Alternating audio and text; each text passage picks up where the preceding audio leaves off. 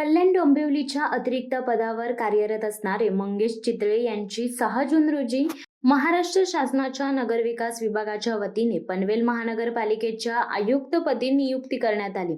त्यांनी आपल्या आयुक्त पदाचा पदभार स्वीकारला। पनवेल महानगरपालिका अस्तित्वात असताना सन 2014 ते 2016 या कालावधीत मंगेश चितळे यांनी पनवेल नगरपालिका मुख्याधिकारी पदाचा कार्यभार सांभाळला होता। पनवेल महानगरपालिकेची स्थापना झाल्यानंतर उपयुक्तपदी देखील त्यांनी उत्तम काम केले।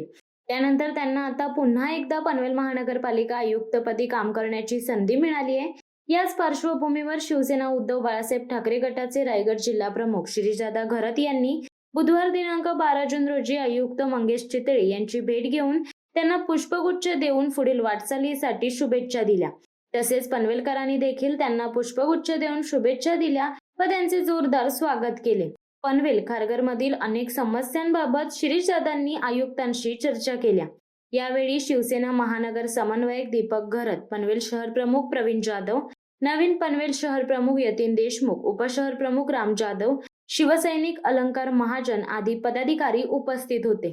प्रथमतः मंगेश चितळे साहेबांना शिवसेना उद्धव बाळासाहेब ठाकरे या पक्षाकडून आणि मी जिल्हा प्रमुख म्हणून त्यांना पनवेल महानगरपालिकेचे आयुक्त म्हणून आले त्यांना मी धन्यवाद आणि त्यांना शुभेच्छा देतो।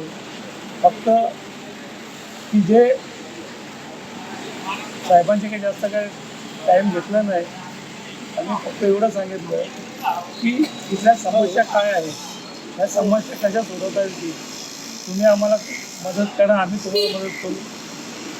ह्या शब्दामध्ये आम्ही 2 शब्दांमध्ये त्यांना शुभेच्छाही दिल्या आणि पुढची वाटचाल 3 वर्षभर कारभार आपण पाहतच आहात, त्यामध्ये बघूया साहेबांच्याकडनं आपल्याला किती सहकार्य मिळेल आणि मिळणार। साहेबांनी सांगितलं आणि साहेबांनी सांगितलं जे असेल ते काम आपण करू, एवढी शब्द आणि वचन दिलेलं आहे। आणि त्यांना